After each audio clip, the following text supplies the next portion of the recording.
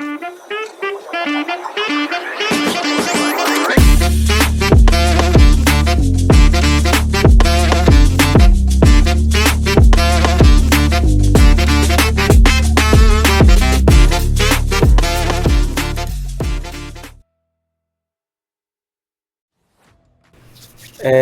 y'all know what it is, episode 46 of Fourth and Fantasy. My name is Glenn, aka Honcho. This is my guy. Siriaco, aka Rocco. And we are back at it. Your fantasy playbook to game winning drives. Rocco, how we feeling tonight, my boy? Oh man, I got so many freaking leagues popping off Popping off as with some of rookies, baby. Sunday. Sunday, I woke up and there were already leagues started. I'm like, shit, I might get autoed. I think in a couple of your leagues you had people mad at you because they got they got they got autoed, and yeah, I mean that shit hit quick. I had what 8 drafts going on concurrently, and I could barely keep up, man. In years past, I'd have offers flying left and right. I would be on top of the right now. I'm taking offers and I'm making picks. I don't have the bandwidth. I don't even have the bandwidth to do much more than that. But I think I'm drafting damn well though. I would say either I am standing still or depending on I am moving back. There has been a few times where I still liked a few guys where either I had the 103, the 104, the 105, and there were still a few guys that I would like in those range to get for my team and would make sense for my team. So I traded back and acquired a second or acquired some additional picks along the way. So depending on the league, I have very much, you know, changed up my approach a bit. There's obviously guys that I have noticed that I am coming out of the leagues with, just depending on where, how the draft plays out. But nevertheless, I'm with you. I had so many leagues kick off this Sunday. Then the day after, I have some leagues kicking off tomorrow, and then the day after. This is the time, baby. This is what we've been waiting for. These rookie drafts. Don't we all love drafting? Don't you love drafting? I love it, man. I love it. And I had so much hope for this draft, but actually being in these rookie drafts, actual rookie drafts that count for something, that are for money, I can't believe I'm now finding that, man, this shit drops off a cliff in the middle of the second round. Like, just Yeah. straight falling off a cliff, free falling, free balling, all the way to certain death. I'm like, damn. I thought some of these third and fourth rounders would be, smash picks, but and there are some good players there, but it's just like, man, like some of the landing spots after like the top guys, just now you got a lot of guys that are in crowded situations, guys we really loved in crowded situations, like the Iowa State guys, Yep. the Bears situation. So Yeah. yeah, I think I'm just picking studs at this point and just hoping for the best and hoping they get opportunity. I know one thing when we were talking about this earlier in the day, where if you don't feel like these landing spots are the greatest, it's always about just going back to your bread and butter, which is your board and how you stack up these players, and that's kind of where I've been going back to. I still think there are some favorable landing spots out there in that late second, third. Now they might not be like the sexiest of landing spots, but nevertheless injuries do happen in the NFL, and wildest things have happened to where a player just gets thrown into play, and now they're starting to get opportunities. So they are a few guys that like I said a little earlier, I have routinely came out of these drafts with. I kind of feel really good on where I'm selecting. First, I got my actual. We're not going to talk about quarterbacks. We talked about it last video, but I actually got my first Jackson Dart share out of like 7 or 8 rookie drafts that have kicked off so far. I typically have gone the Shador Sanders route, but and the Jalen Milrow route, but this is my first dart. Happy as hell. But what we actually came to talk about today, Rocco, which is one of my favorite positions to even speak about watch in general, is these running backs. And depending on who you are, you might have liked it. I believe some guys actually got smash mouth landing positions what we wanted. Other guys, but not. Let's stop talking. Let's talk about the first guy that came off the first running back that came off the board. The one, the only. We all saw this shit coming at this point. Ashton Jeanty was your RB1. He came off the board at pick 6 to the Oakland.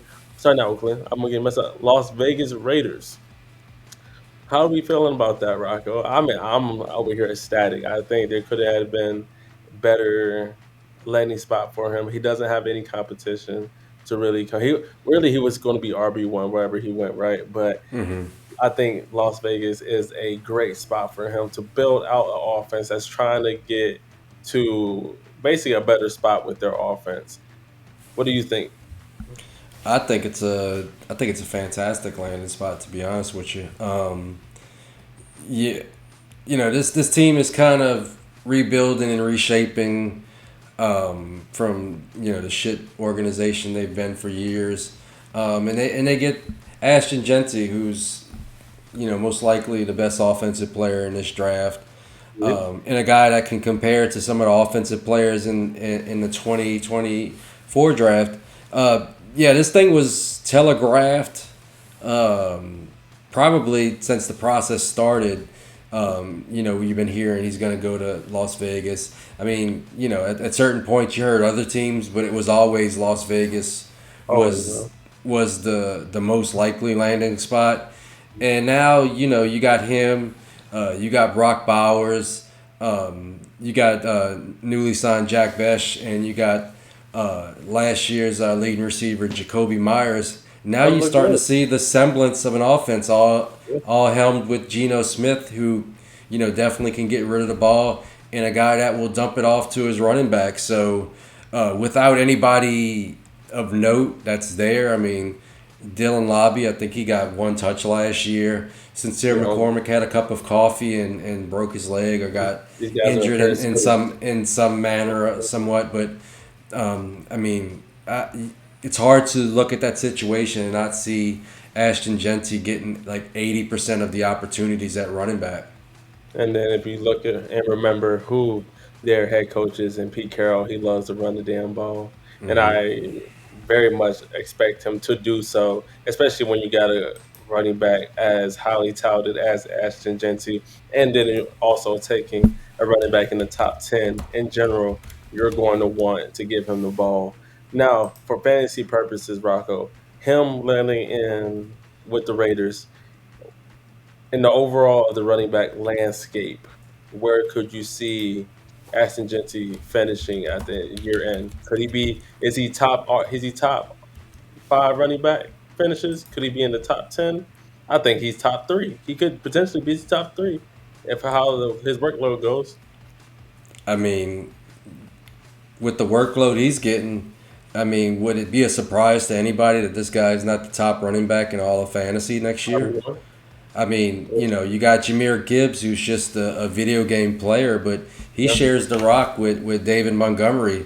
Bijan Robinson is amazing in his own right, but he shares the backfield with Tyler Algier, who's not terrible, a former 1,000-yard Better. running back. Yeah. So he's got nobody to compete with. And like I said, him and Brock Bowers are going to be the face of the organization, and they're going to get as many touches as they can handle.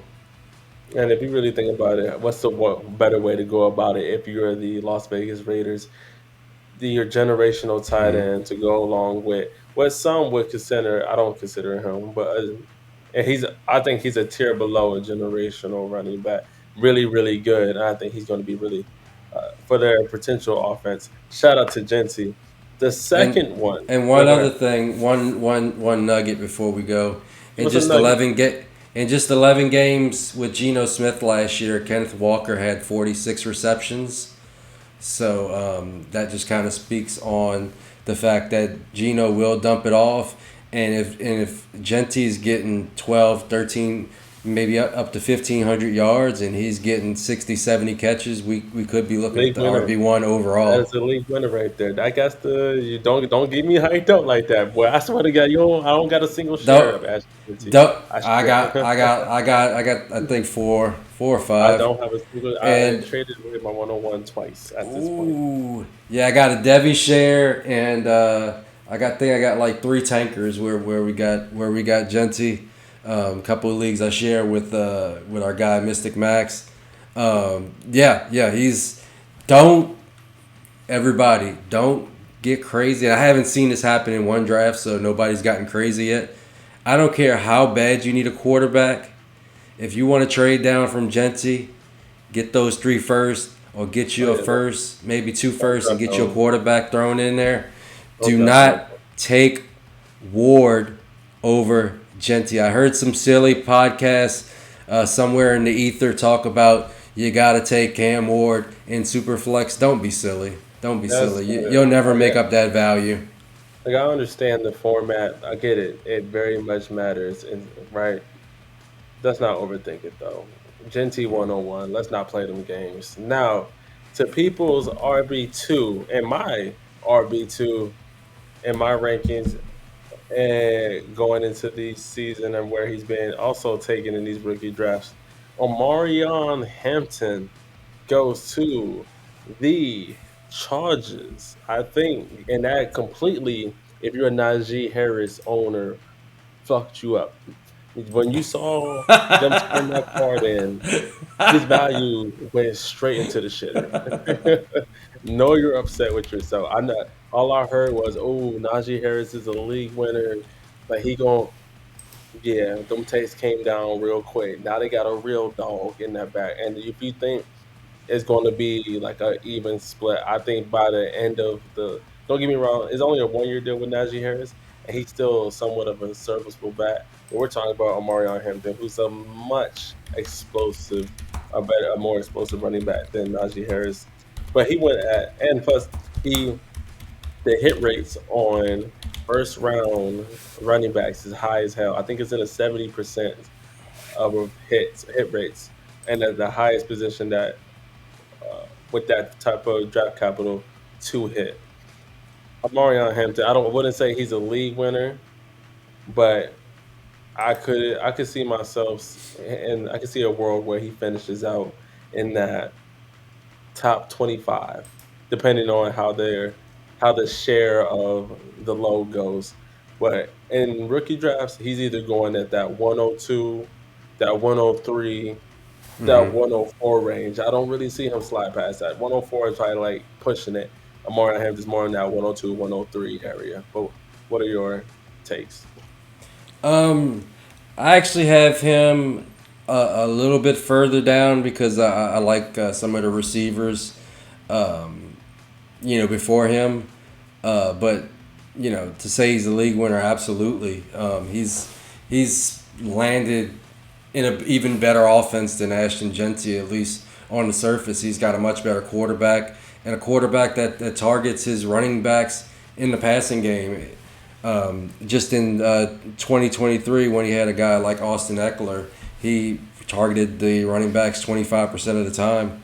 And I believe last year, J.K. Dobbins, not necessarily known as a big-time pass catcher when he was at Baltimore, caught 30 passes in a shortened season. So he's gonna get he's gonna get as much For love as he sure. can get on all sides, and he's gonna score touchdowns because that offense is gonna move. That I, offense is looking a lot better than it did last year, and last year, they were one of the most efficient offenses in the league. I don't think Najee is gonna go away completely. for sure, no.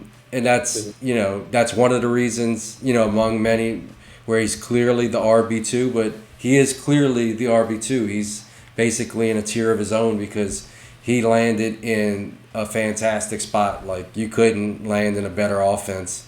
And he's You just look at the way they revitalized J.K. Dobbins coming off another horrific injury last year, just to get an idea of what a guy like Omarion Hampton can do in that offense.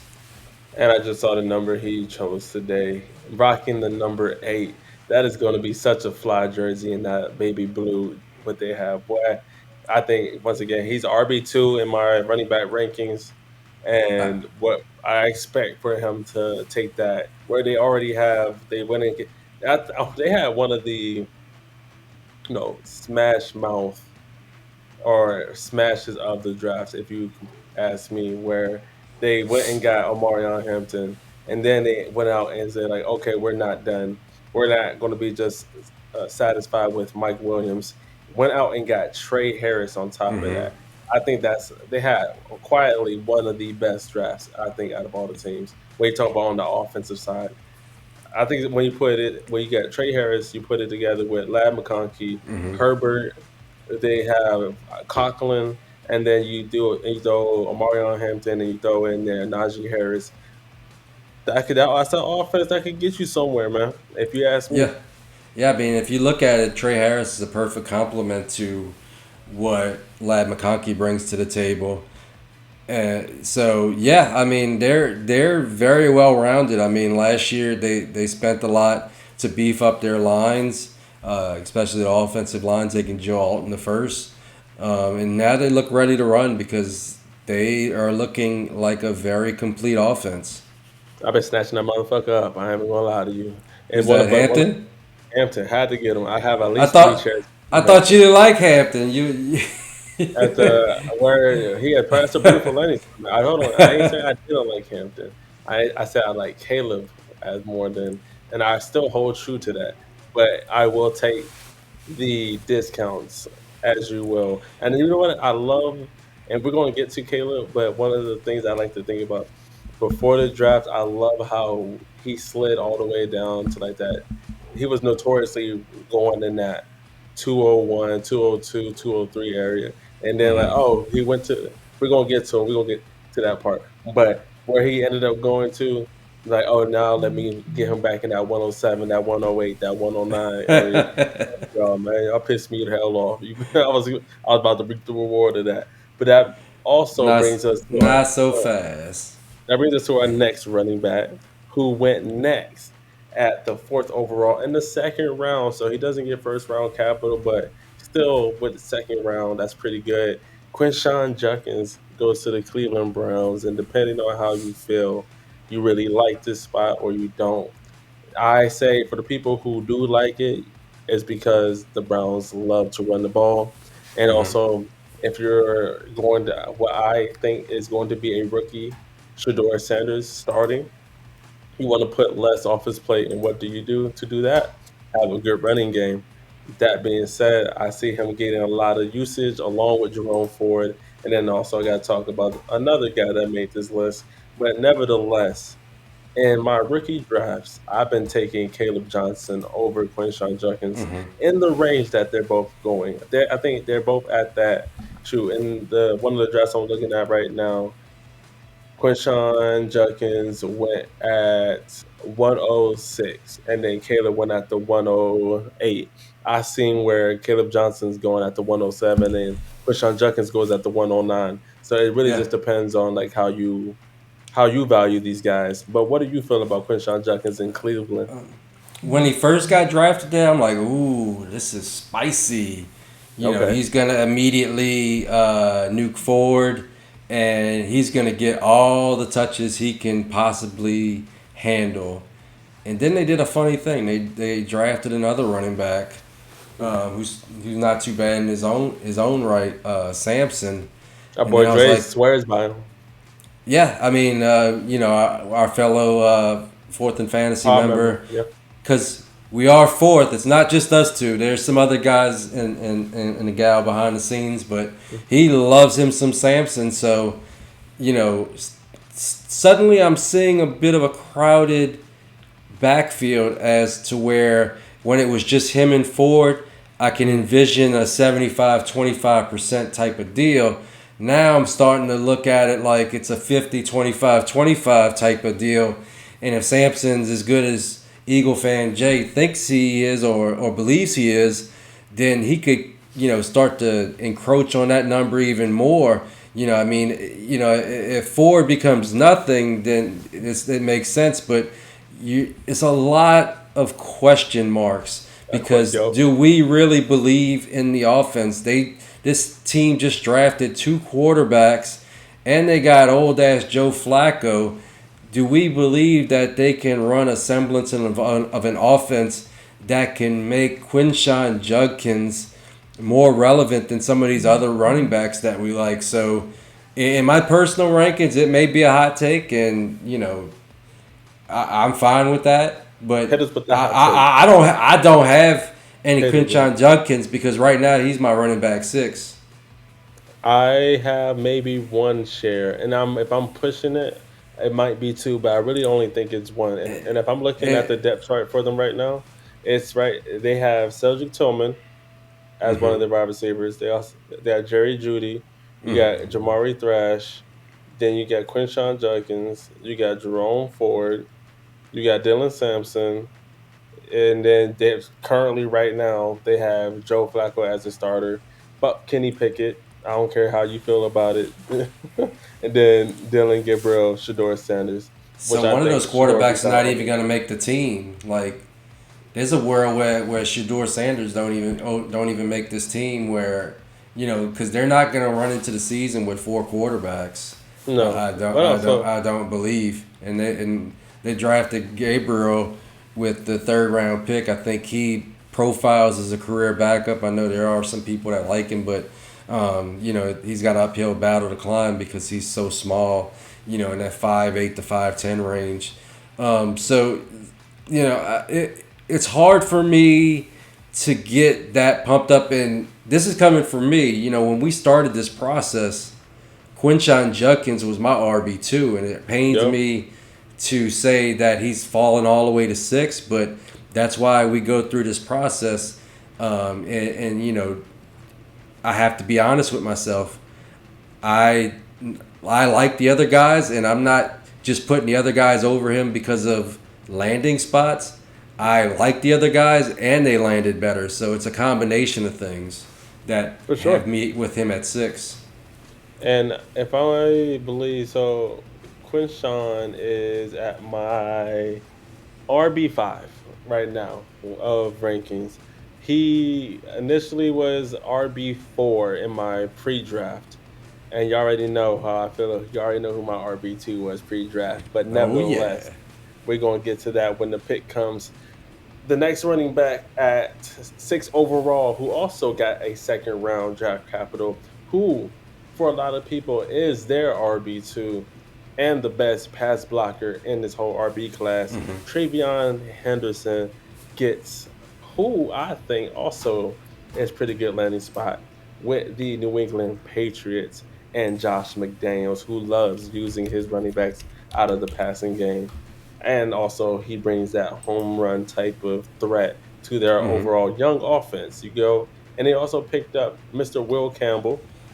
They we got the guys see what they do with the wide receivers. They got Stephon Diggs, Kyle Williams, Javon Baker, Jalen Pope, Pop Douglas. Hmm. Goodness, Kim Butte. One of those guys ain't gonna be in on that team, or two of those guys might not even be on that team by year's end. But Indeed. TreVeyon Henderson was added to this offense where I think he brings life. And depending on how you feel about Ramondre Stevenson, we kind of gave you the signs that this boy could be nuked. I want to say TreVeyon. Sorry, I want to say Ramondre Stevenson is nuked because he also have some type of role. But from the depth chart I'm looking at, they already have TreVeyon Henderson starting over Ram. So I think he's actually going to bring a little bit more life to that offense, to where he might at this point be a better pass blocker than what Ram is. And then I would put them both at par in the receiving game because Ramondre does hold his own in that retrospect. But give me your Hmm. take. Yeah.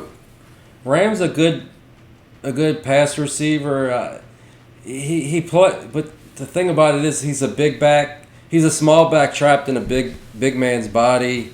He's a pretty good pass catcher. He's got decent feet, but he doesn't play as powerful as he should be in that size. Um, Not to say that TreVeyon Henderson's a super powerful guy, but what TreVeyon Henderson brings is he brings speed. He's Hmm. got. I saw it I forgot where saw it, and I don't have it in front of me right now. But at the combine, I think he had the fastest 1 to 10 yards. Oh yeah, Um, 10 yard split. 10 yard split, exactly. That's the word I'm looking for. And you see it in his tape, like guys have angles, and he just destroys those angles. And so he's gonna step on the field for the Patriots and right away be the most explosive player on that whole team. So they're gonna have to find ways to get him the ball. He's gonna have a fantasy friendly role where he's gonna catch passes, and all he needs is one guy to miss, and he could be making house calls left and right. So he's gonna be probably the most explosive player. He's gonna consistently have highlights on ESPN where he's just running free and getting 40, 50, 60-yard touchdowns. He's going to be a fun player to have because, he's going to rack up points really quickly. I don't think he's going to be a high touch guy. That's why he's just a little bit behind, my Omarion Hampton and Ashton Jeanty. But as far as points per touch, I mean, fuck, this guy had a 6.9 giggity yards per Giggity, carry in giggity. college, 92nd percentile. Yo, He had a healthy college target share, so um, this guy is just gonna be fun. I know our guy Max is happy. TreVeyon Henderson kind of got him to back away from that bridge, and he's gonna be the most fun guy in this offense. And right now, I think I have him as I want to say RB3. Yeah, he's my RB3. we are on the same page on that. He is currently ranked RB3 in my rankings as well. And the reason for that is that one, Josh McDaniels loves to pass his running backs the ball. Mm-hmm. I could easily see a world where TreVeyon Henderson leads all running backs in catches this year. And that adds, Wow. he kind of gives you that Alvin Kamara type effect where he doesn't Mm-hmm. need a lot of carries. He makes up for that in catches. So, and Mm-hmm. if you're even in RB premium leagues that give more points to running backs that do catch the ball, TreVeyon Henderson is a treasure to you in your eyes. Where we're seeing him go in rookie drafts is typically after Omarion Hampton. So I've seen, currently looking at what the draft right now, TreVeyon Henderson went at the 105. I've seen 105, 106, 107, relatively in that area. I've seen him But go at the 103. I'm telling you, people will love them some TreVeyon Henderson, Mm-hmm. as you should. He's one of the big play threats in the game, and once again, he's the best pass blocking running back in the draft. And what does that? That gets him on the field a lot earlier Hell because yeah. they rely on you for the third down. So I do like me some TreVeyon Henderson, and I think at this point I have two shares. Definitely where I have Ramondre Stevenson, just in case I get fucked. Now, He'll Ramondre will definitely get touches. I don't think he's absolutely completely new, but he's no better than a low end RB2 at this point. Those RB1 Ram memories are just that distant memories. now a surprising selection when this happened. Not too surprising because if you're part of the fantasy football community or just the draft community at all, when you came to this guy in your film process, you absolutely loved what you saw. The person I'm talking about is RJ Harvey. That man is a built, muscled up man. Like when it comes to actual like definition of explosion, RJ Harvey's picture is right next to it. He went to the Denver Broncos. Mr. Sean Payton himself needed and came and got his boy, which I it's almost a if not A plus landing spots of all. What we think he's going to be the lead back going in Denver. That adds to a Bo Nix. You already have a Sutton. You have a Marvin Mims. You have a Troy Franklin. You have Evan Ingram, and then you throw into the creative mind of Sean Payton. I think this is a wonderful landing, and some people maybe have lost their fucking mind and thought RJ Harvey should be going in at the 107. let's bring. Don't get me wrong. Love me some RJ Harvey, but let's bring that back a little bit. I'm not selecting RJ Harvey at no 107. I promise you that. The Mm-mm. earliest I've got him at was 112. But I would feel very comfortable pulling that trigger at 110. That is the earliest for me. I'm not taking him over Kaleb Johnson, and I'm not. If you're over here taking him over Quinshon Judkins, I would have to ask you, what are you doing? But nevertheless, nevertheless, I do like RJ Harvey. And actually, in a 16 team league I am in, where I had the 16th pick, he literally was the last running back that I was able to get in the first round. He was the 16th pick for me. Was damn near is equivalent of the 204. So I like me some RJ Harvey. He's currently in my rankings. He is RB6, right behind Quinshon Judkins, which I think is adequately ranked. Yeah, yeah, I got those two flip flopped. You're splitting hairs. Just, I mean, we talked about this before the process. Any of these running backs that landed in Denver with Sean Payton, who loves, absolutely fucking loves. I mean, Javonte Williams was so dusty last year, and I think he still got, I don't have it in front of me, I think he still got damn near 50 catches. Mm. Javonte Williams. So we talked about this before, before the draft, even happened, that any Yeah, of these backs that landed in Denver could be steamed all the way up to RB2 because it's going to be a fantasy friendly role where they're going to get peppered with targets.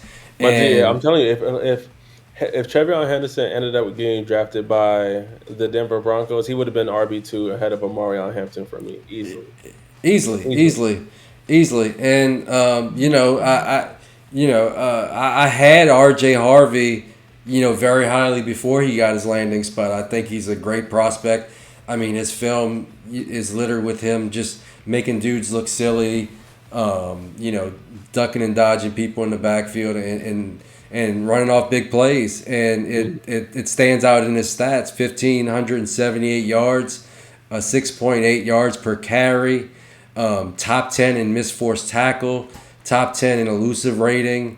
Any stat Awesome. you look at, it looks great, and it's going to be really fun in Denver. And I think the sneaky winner in Denver is people that are still holding on to Audric Estime. He can be kind of the thumper to RJ Harvey's Lightning because all they picked up, in this draft was RJ Harvey, Yep. while losing some of the other kind of auxiliary and tertiary players.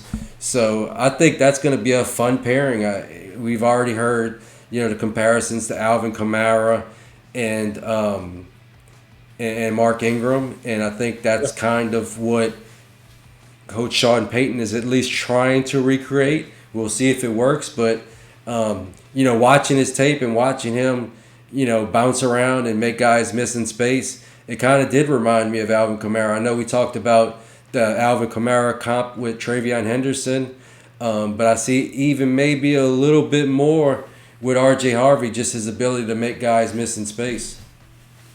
I can respect that one. And like I said, with the Denver Broncos, they already were a promising offense. They made the playoffs last year. Now you throw TreVeyon Henderson in there with Evan Ingram, a second year of Bo Nix, who also was the one throwing it to Javante. He Yeah. likes to check it down. So this is a great landing spot. He could right now, like I said, TreVeyon Henderson is my RB3, but he could very much end this year as Hmm. RB2, right behind Jeanty, if he gets the adequate usage in the passing game. Because we got to remember, Ramondre still is a decent receiving back, but TreVeyon Henderson to me is better and provides you more of to the ability to take it to the house, if you ask me. Yeah, that great game breaking speed is just, that's the topping on pretty much any comparison. Just the ability to take it to the house at any moment. Now, my favorite guy of this whole draft, I've been on this hill. I'm gonna keep dying on it. I'm gonna see if you want to catch me at the top. Come join. It's never too late to join the hill, baby. It's never late to join the hype. I'm the chairman of the Kaleb Johnson goddamn fan club, where he came off the board in the third round, 19 Mm-hmm. overall, to another great landing spot, the Pittsburgh motherfucking Steelers. I've been told y'all don't let this man get a good spot. I told y'all don't let this man get a good landing spot. I told y'all don't let this man. He was my RB2 pre-draft. He was my RB2 pre-draft. Now he done dropped down a little bit, right? Because I think other guys got just a slightly better landing spot, and also they got the draft capital, which does matter, It's Arthur fucking Smith. Just be real with the people. right? So, Fuck hey, you, Caleb, Arthur Smith, wherever my it is camera fuck you is. off. It is fuck you off this man. Well, let me hear Fucking you. Hardy. It's where I think Mike Tom, when I was looking at the post draft press conference with Mike Tomlin, he spoke very highly of Kaleb Johnson and being a volume type runner and Mm-hmm. still being able to hit the home run type, hit for them. I think this works really well with Jalen Warren, where you know it was. I still think Kaleb Johnson can be used in the pass game, but obviously, Jalen Warren's better. I think he's he that it won't take Jalen Warren completely off the field, but Caleb Johnson, we get those early down runs. Those I would still even think Jalen Warren gets some type of red zone work, but Caleb Johnson, I think towards as the year goes on, his volume is going to keep increasing, and I Mm-hmm. think Jalen Warren's at his best when his touch, you control his touches. He's more explosive. He's not as banged up in that nature. But Caleb Johnson right now ends with as the RB4 for me. So he's ahead of Quinshawn Judkins at RB5 and then Mm-hmm. RJ Harvey at RB6, where he started as RB2. So he dropped down two in my rankings, but Mm-hmm. nevertheless, I am a very big advocate of Caleb Johnson still being one of the best running backs in this draft. Like our boy D-Bro says, we hand holding on this one because he's my RB4 as well. Um, I can easily tell myself a story to where he's just going to get fed copious amounts of carries. He's going to get some catches. People that think that this is good for Jalen Warren are wrong. He's got this. He's going to have the same damn role he's always had there. He may get Yep. a couple extra carries as Kaleb Johnson accumulates. Uh, that's Caleb's the going to right get word. Caleb's going to get that. Basically, going to get the Najee carries, but he's just going to do it two times better. If you ask me, it's going to I think, be. yeah, he's gonna.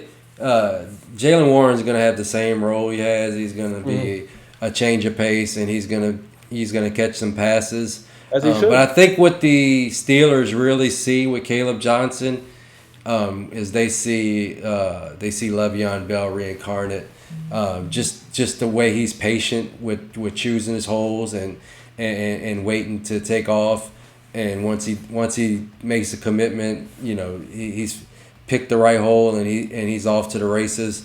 I think that's what they kind of see. They envision Kaleb Johnson to be. And what's funny is last year they were running a wide zone scheme with Najee Harris, like probably the slowest running back in all of the NFL, the slowest starting running back at least. A So hundred they were trying percent. to fit a round hole in the square peg or however that goes. Now they have a hand in glove fit with with Kaleb Johnson, who is gonna perfectly fit that scheme, and he is gonna be the Le'Veon Bell reincarnated. And you know, people say he can't catch, but he did have 22 catches last year, which kind of hits a threshold to show that he's capable of it if the team invests in him to catch passes. So I don't think that'll be a problem, but he's just gonna smash people. He's just gonna smash people with that running offense. He's gonna get all the touches he can handle. He'll probably most likely. I mean, there's a world in which he gets the second most carries in this class A hundred. because Yeah. Hampton still has Say what you will, but he still has Najee Harris, and Najee Harris is going to command at least some love. But Kaleb Johnson can quickly overtake any kind of carries that Jalen Warren is getting early in the season, and I just think he's a smash. We're getting him, at 1.8, 1.9, and right there is just a fucking smash because, come January or come, December, late in the season, this guy could be a league winner. The only hiccups that I have is the same thing we mentioned, fuck you, Arthur Smith, and who's going to be throwing the ball. That's the biggest questions we have. I totally forgot they don't have a fucking quarterback. They don't have a quarterback.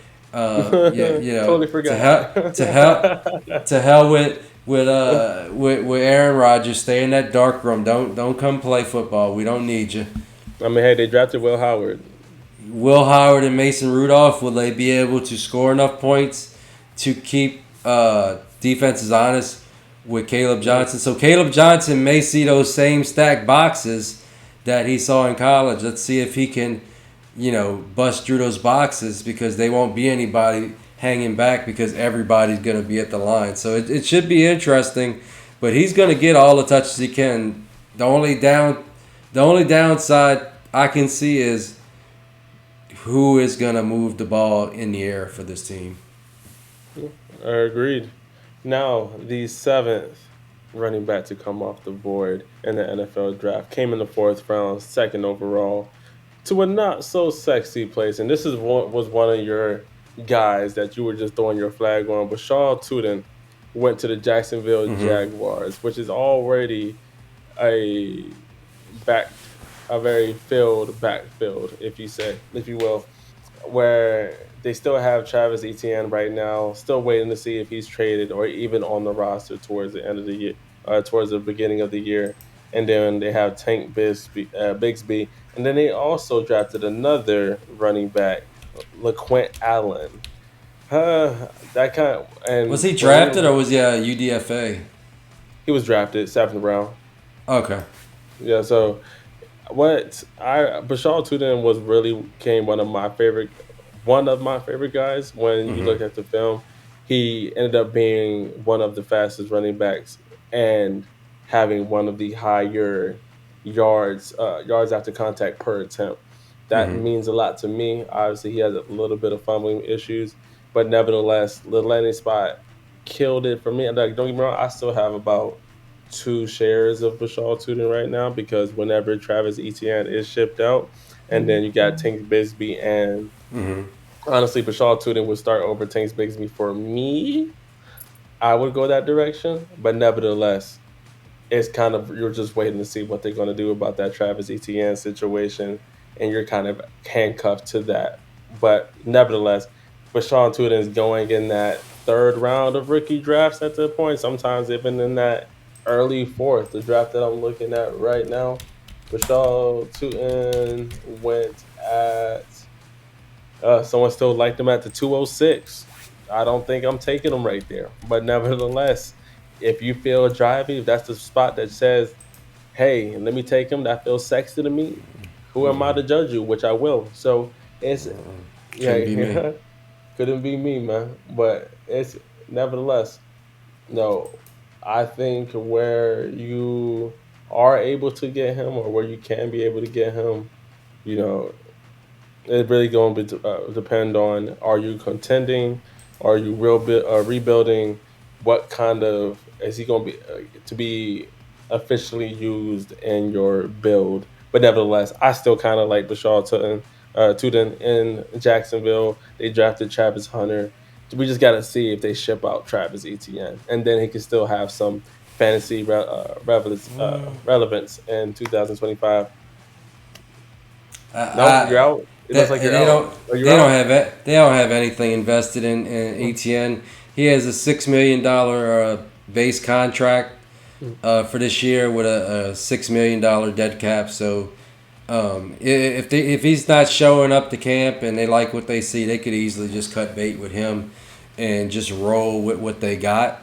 And to me, Bixby, he's okay, but to me, he's just a guy. He's very replaceable. I think I would probably take some of the guys that went in the seventh round in this draft over him. Hmm. And let's really look at it. In the last 2 years, even in the good year in 2023, where Travis Etienne made a lot of noise and won people some money, he still only had 3.8 yards per carry. Last year, dropped down even a little bit more, 3.7. He's never really been what I call an efficient back. He's just But been a wasn't Urban volume. Meyer his coach at the time? I, Oh, oh, he's okay. down with he's He down played with better with Urban Meyer. Urban Meyer was in 2022, I believe, and he had a 5.1 yards per carry that year. So he's been falling off for a while now. So I don't think he's gonna be an innings eater. Him and Bigsby are gonna get some between the tackles carries. Mhm. But what I like is that you have a new coaching staff that's come in there. You would think it's a coaching staff that is inventive, that drafted Tootin for a reason. They wanted him. Drafted him high enough and Yes. gave him some real draft capital. Yeah. Gave a guy that was the most athletic guy in this draft who had some really fun moments on film. They drafted him high because they're gonna find ways to get him the ball, and that's all this guy needs is touches. Get him the ball in space, and this guy is just every bit as explosive as TreVeyon Henderson. He could be, the the cheaper version of a TreVeyon Henderson if he hits. I do feel like there is some boom bust potential, but if this guy booms, he's gonna boom fucking hard. So that's why I'm looking at him squarely in the face at the end of the second. And if he's there, I'm taking him over just about any guy. Just two. Let me see where I have him exactly ranked in my rankings. I have him at 2.9. So at 2.9, I'm kind of smashing that. He's the guy I'm kind of looking at after Milrow goes. Yeah, like I said, I like me some Bashar Tutin. He will be more valuable, I think, in year two of his career. But like I said, the GM for the Jaguars specifically said that they wanted they wanted this player. They wanted him on the team. Hmm. So whether that means we could be seeing the end of ETN relatively soon, or he's a mid-year trade, like before the Hmm. trade deadline, where teams are looking to upgrade or trying to make a move for Hmm. that playoff push. I could see him being traded around that time if the year isn't going as well as the Jaguars had hoped. Hmm. But nevertheless, I think And, Bashar Tutin is going to be one of the better stashes on the team. and to touch on that point real quick, with the GM wanted him, you Mhm. can kind of, if you look at it from a macro sense, you can see them starting to kind of build what their identity is going to be. And what it looks like to me is elite athletes and speed. You got the two elite athletes on either side at wide receiver, and you got Bashal Tootin, you know, the fastest guy, a guy with track speed in the backfield. And I think they're gonna scheme up ways to get this guy the ball. And I think they're starting to move in the direction of being, kind of low key a fun team to watch. And that's why he is my RB8. Now, our next guy, ha ha ha ha, and this guy sort of, depending on how you feel about it, is going to bring down the value of our beloved guy Tracy. Cam Scatterbo Mm. went to the New York Giants in the fourth round, third overall.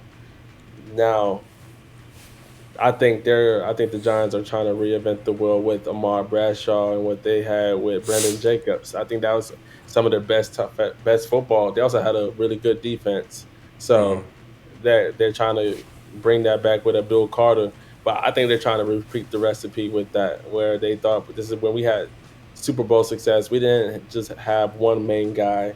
like we did with Saquon Barkley. We had two running backs that we used basically 50-50 almost at a point. They used the hell out of Brandon Jacobs for those short yardage and, goal line situations. And Ma Bradshaw was that change of pace back that had home run ability and could move the chains. And they used a lot in the receiving game. So with Cam Scatterbo, now he was in my pre-draft RB10. He has Hmm. moved up to RB7, so up three spots. I think he's going to be used often, and we're going to see what the New York Giants actually do with that. Once again, we got to see who is their starting quarterback. Right now, it's looking like Russell Wilson. Hmm. We'll see when Jackson Dart gets in there. They still have Malik Neighbors. They have the their time Darius Slayton back. So it's I still feel like the offense a little bit underwhelming. Nevertheless, Cam Scatterbo is going to be a lot of fun for that offense. I think he's going to bring the type of attitude that they're looking for. I just don't think it's going to matter much because it's still the New York Giants. But we'll see how that offense looks this year. I think Scatterbo is going to get, I think he's going to get a healthy workload. And I know you talked about Tracy being the pass catcher, but if you really look at it, Scatterbo is the better, more well seasoned pass catcher of the Well, two. I said Mark Bradshaw during that time. Oh, okay. Yeah, that's the thing about Scatterbo. When you think of bruising backs that can, kind of like a mini Marshawn Lynch, a kind of guy that's gonna run through a motherfucker's face. You don't think of guys that can catch 45 passes in a season, with a 13.4 yards per reception. So, this guy can definitely be used as a passing game weapon. Agreed. And that's what's gonna get him. That's what's gonna get him that three down utility because he can basically do it all. And you know, uh, on the game theory side of it, is this guy, as soon as you draft him, people are going to want him. He's going to have a built-in set of people that are going to want to trade him from you. And we all know the first time he runs over somebody in preseason, you're going to get that offer. It's going to be a first-round pick somebody going to send to you as soon as he makes that first big play because he's going to have some fun plays in the preseason. Yeah. But I think he's a little bit better than that. I think he can really play. I think he can be a driver of that offense. And right now, it's like Malik Neighbors, maybe Jackson Dart at some point, Russell Wilson. Wandale Robinson. Yeah, he's boring. I'm just What? joking. I He's was about boring. to say. What? He's I love me some boring. Wandale. I love me some He Wandale run. He Robinson. runs the. He runs the best 2 yard routes in the league. Man, but he does the shit well though. He does that shit well though. I love me some Wandale. Yeah, I always forget about him, but yeah, I guess he's like the complete opposite of Malik Neighbors. So you got some variance there, but I think that Cam Scatterbo is going to be kind of the engine of the offense, and Tyrone Tracy is going to kind of be relegated to a change of pace kind of guy. Unfortunately, that's why we all told you guys to sell for seconds now before he poofs and is not even worth the third. Well, So this draft I'm looking at, somebody took him at the 112. Scott, Yep. I'm looking at I'm aggressive on him. I'm looking at him around the 2.3. Yeah. So would you pay the 112 though? No, I'm taking RJ Harvey right there. You see, I'm I'm taking taking Matthew out Golden right there. someone that. So this is how it went. Ashton Jeanty went at 101. Omarion Hampton went at the 104. Henderson 105. Judkins 106. Kaleb 108. Harvey 109. This is one for 109 is early to me, but Sounds like 110. somebody's sliding there. Yeah, Warren went at 110. Loveland went at 111, and then you had Matthew Goldman go at 201. Emeka Ibuka went at 202. Criminal. So yeah, there's a couple guys that slid out of the first Yeah, round. Emeka, actually, in my ranking, I have him at 202. So I'm happy to get him anywhere in the early second. I like that. So yeah, I think with Cam Scatterbo, he's going to show his usage very well. I actually just got my first share of him, I believe, yesterday in the draft, and I'm going to see how it goes. I at least wanted one. Fuck the Giants. Y'all know how I feel. Y'all see the background behind me. Go Dallas Cowboys. Stop playing with them. But I think that's the last of the relevant guys who just landed somewhere. So let's give, looking at the rest of these guys, who is, I'll give, to end off the episode, looking like we're at 55 minutes deep. Once again, thank you all for tapping in, as always. And we have an announcement as of on our next episode to talk about of new news that we just signed. It's going to be wonderful. Oh yeah. But give me a sleeper running back of yours, of these later guys that went in the fourth round or later, that you are selecting in the rookie drafts. There's a couple guys. I mean, to be honest, like once you get past those top guys, Yep. it feels like all of the running backs are fucking sleepers because, like, after you get past maybe past Scatterbo, I want to say, maybe Tootin, maybe Tootin. You're all just you going with vibes at that point. You going with guys that you liked in the process that may have opportunity at some point, but nobody really has immediate opportunity. But real quickly, I could talk about a few guys that I have some interest in. One of the guys is super deep. It's a guy that we had as a Devy player of the week. He's just been kind of in the background, but a guy that you could get in the fourth round, Jordan James from Oregon. He actually surprisingly got really good draft capital compared to my boy Damian Martinez. Come on, league. Seventh round. Y'all just fucking with me. That dude is not a seventh round player. I'll die on this fucking hill. He will fucking emerge in 3 fucking years and be a fucking beast for somebody. Even DJ Giddens, your guy, 7th rounder. It's fucking crazy. Ollie Gordon, I think he was a 7th rounder. But Jordan James went in the 4th round. Well, was it the 4th or the 5th round? He went in the 5th round, 9th overall. Okay.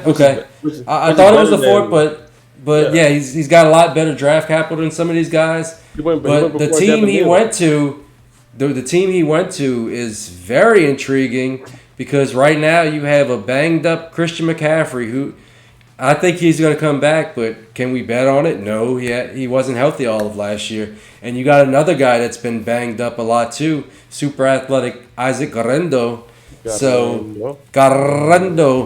So, you could easily paint a picture where this guy is forced onto the field in a very fantasy friendly. They don't have Jordan Mason anymore, so it's just those 3 guys. I think they signed one of our other guys that we liked as a UDFA. One of the guys that was a deep sleeper, but he's a UDFA, so he doesn't. Corey Kiner. Kiner. So keep an eye on him. If he makes the team, he's intriguing as well. That's a deep stash. Deep taxi squad stash. But yeah, I'm looking to add sneakily. I'm looking to add Jordan James late in drafts. He's a kind of a guy. He's not he's not going to wow you in too many things, but he's just a very solid running back that's good in all phases.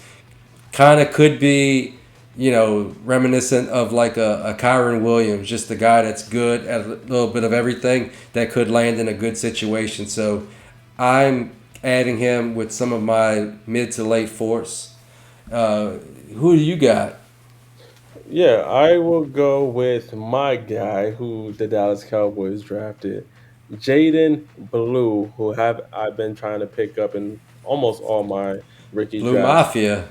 Man, I am so. And initially, in my pre-drafts, he was lower down my rankings, majority because of the fumbles that he had in 2024, which I am not gonna lie, didn't sound sexy at first, but he ran a 4.38, so that's blazing speed right there. Yeah. But he had 8 rushing touchdowns and 5 fumbles. So almost had as many fumbles as he had rushing touchdowns. But nevertheless, with the offensive line we're trying to build and the type of tenacity we're trying to implement on that line with our big guys, mind you, we our line has gotten a lot bigger.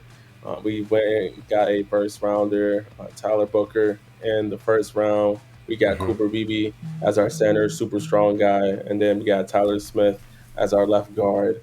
And I think these guys are going to bulldoze guys. So one thing I liked about Jaden Blue, he is a speedster, but surprisingly for his size, he does break arm tackles. He does his contact balance is pretty well. So if he can clean up the fumbles, I think this is a slam dunk pick from the Dallas Cowboys because he also is elusive. He can catch the ball out of the backfield, give you that home run ability threat from the backfield, which I don't think we've had in quite some time.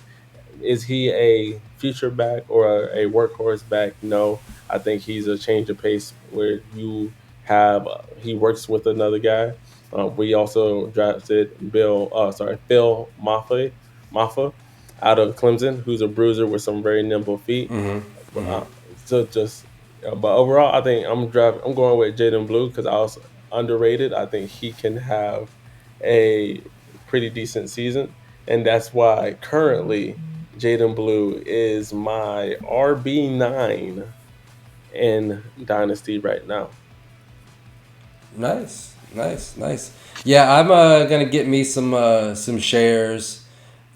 Like I'm a portfolio player, so I'm getting shares of all these guys, and you know, sooner or later we're probably gonna have to have a whole episode just on running back sleepers because there's so many, and I can make cases for a lot of these guys. So yeah, in those on those fourth rounds and on waivers, be aggressive because um, I can't tell you who's gonna blow up, but some of these guys are gonna find their way via injury, via attrition, via whatever. They're gonna find their way into carries, and they are gonna blow up because they're very talented guys. And to end off the show, one thing that Rocco did bring up is waivers, and those have been up and jumping after these rookie drafts. Make sure that you have one enough, and two that you are ready to go get your guys because there's some folk really tossing them big bucks for their prospects that they they tossing them really big them Boy, big I thought I was bidding high. This motherfucker spent every last dime and nickel to out. He's bidding like $60 on on these guys. I'm like, man, I never had a chance, bro. Come Like, on. bro, there's some of these guys, bro. I only put down like $10, $8. I see motherfuckers hitting me with the 55. I was like, yeah, Nah, I was already out of the running, my G. I'm putting up like 35, 40 and still getting outbid by 10. I'm like, bruh, like half the time, like, you know, just a few years ago, I remember people like would sleepwalk through their first waiver run, but no more people are hip to that shit. They must be watching our podcast and know there's so much value to mine in these first waiver runs. Yeah, and you better know, or you're going to very much be missing out on some of these guys to get you on your team. But nevertheless, that is our episode for the night. And it's been a goddamn good one, if I must say. Rocco, as always, it's been a fun time talking with y'all. We're going to be back tomorrow. We have a very special guest on our show tomorrow. So you got to stay tuned to the best. You're just going to have to wait to see who it is. And you know the punchline, your fantasy playbook to Dynasty wins. We're going to get it. We're back to it, God damn it. Listen. I can't do it on command either, so. I'm going to get that motherfucker, dog. I'll tell you. So listen. Y'all be good, bro. We're going. What? It's Tuesday. Y'all have a wonderful Tuesday night. Catch you tomorrow on Wednesday, and y'all keep having a great rest of your week. This is kick Sports with ass in Dynasty. those kick ass in those rookie drafts. Yes, sir. Till next time, and we out. Boom.